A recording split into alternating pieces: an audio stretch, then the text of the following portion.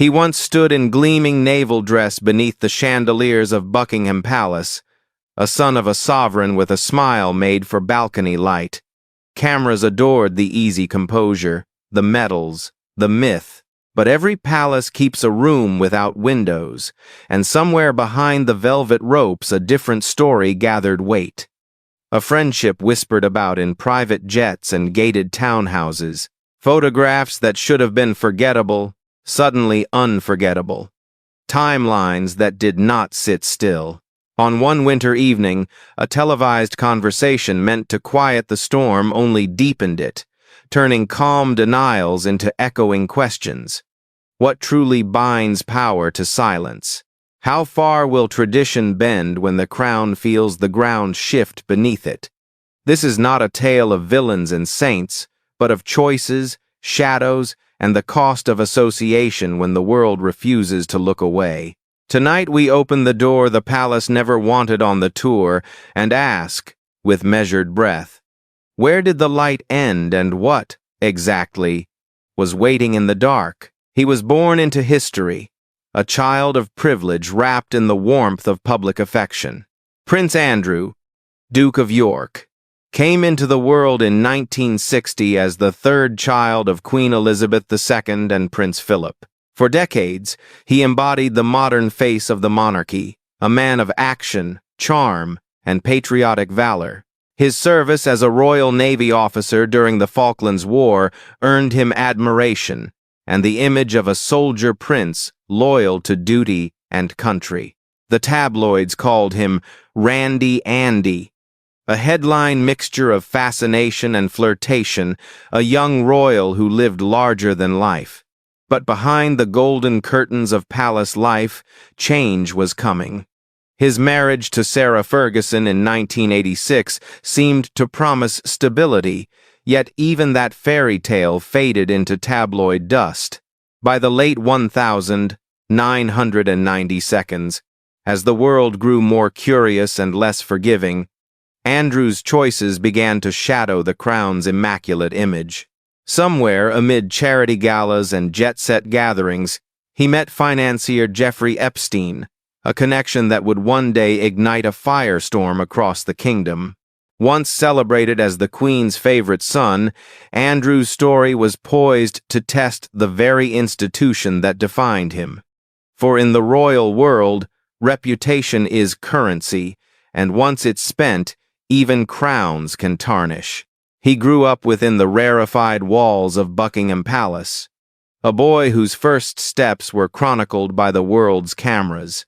Prince Andrew Albert Christian Edward was not expected to carry the weight of the crown, but he carried its privilege.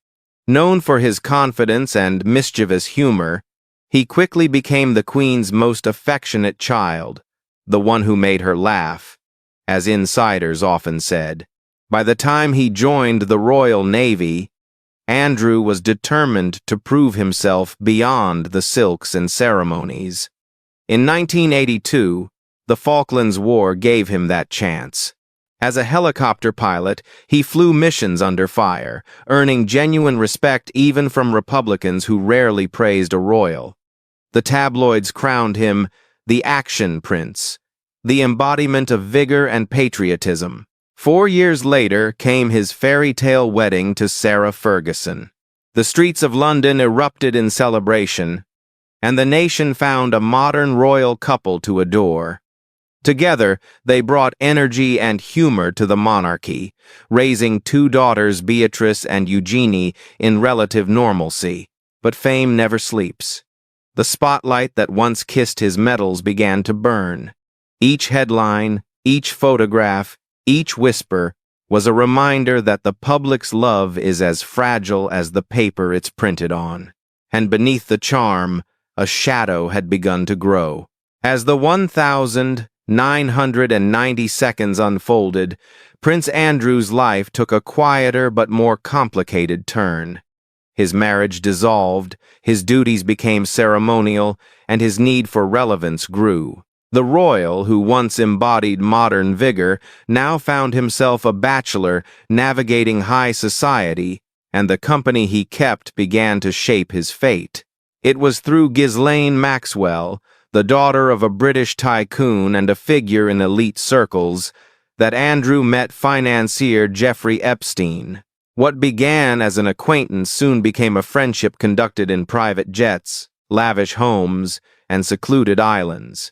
The prince's name appeared in guest books, his photographs alongside Epstein and Maxwell surfaced, and rumors took root. At first, the palace brushed it off. Epstein was a man of influence, connected to scientists, politicians, and billionaires. But behind the smiles and charity dinners lay a truth that would eventually consume them all. When allegations against Epstein surfaced dark, damning, and global, Prince Andrew's name was no longer an echo in the background. It was a headline. The friendship that had once granted him access now became a noose around his reputation.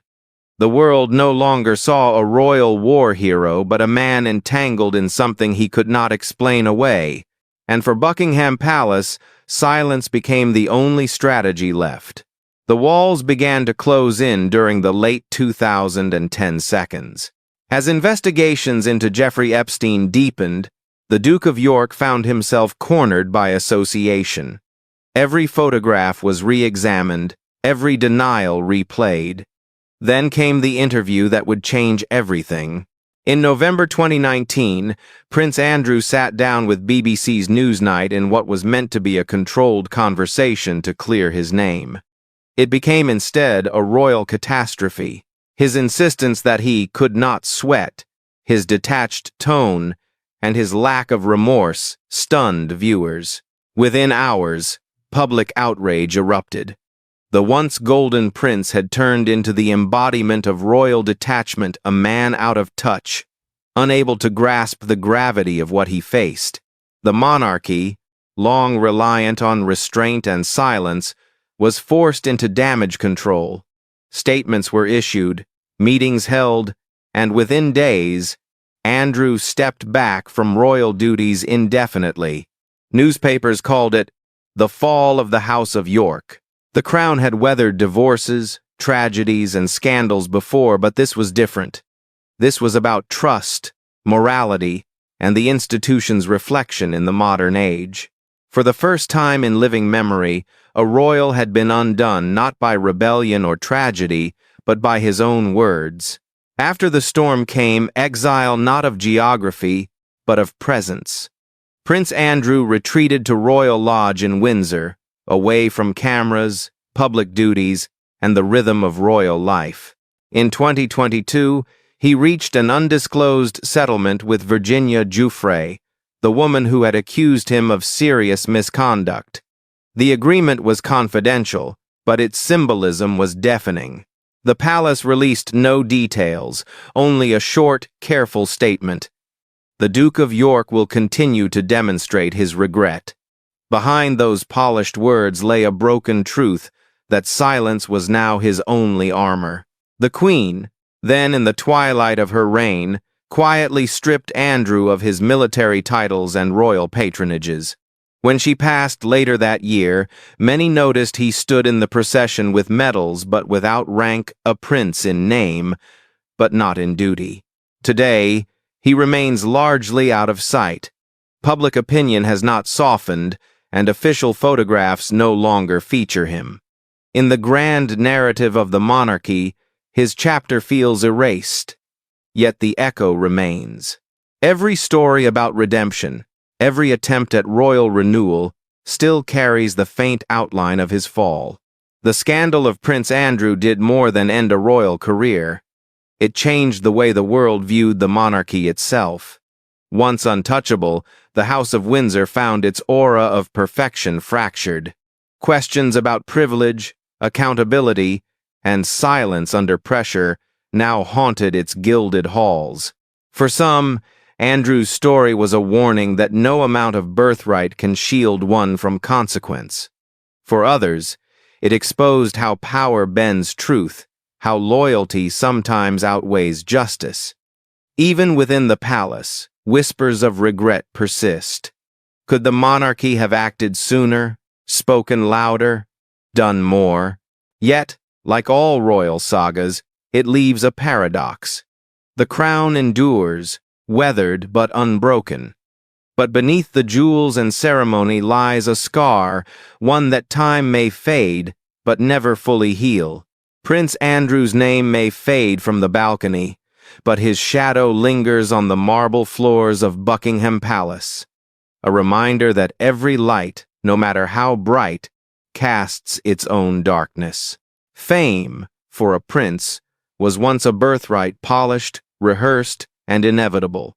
Yet, for Prince Andrew, that same light became a cruel interrogator. The applause that once followed him through parades and palace halls has faded into a long, uneasy quiet. His name, once written beside words like valor and royalty, now drifts alongside controversy and exile.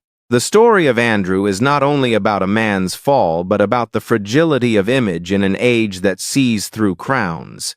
In the silence of Windsor's corridors, he lives as both witness and warning, the embodiment of how power without humility can consume itself. The monarchy remains, its walls intact, its rituals unbroken, but somewhere within those walls, a shadow lingers, a reminder that even the most luminous institutions are built upon human imperfection. In the end, perhaps it is not disgrace that defines him, but the silence that followed, a silence heavy enough to echo through the golden halls of history. Every kingdom carries its secrets, and every crown bears a hidden weight. Prince Andrew's story is a quiet echo of that truth, that power can protect, but never erase, the past. What do you believe still lies untold behind the palace walls? Can reputation ever be rebuilt once the world has turned its gaze away? Share your thoughts below, and if stories like this move you, remember to like, comment, and subscribe for more untold journeys behind the spotlight. Fame and shadows. Every star has its story.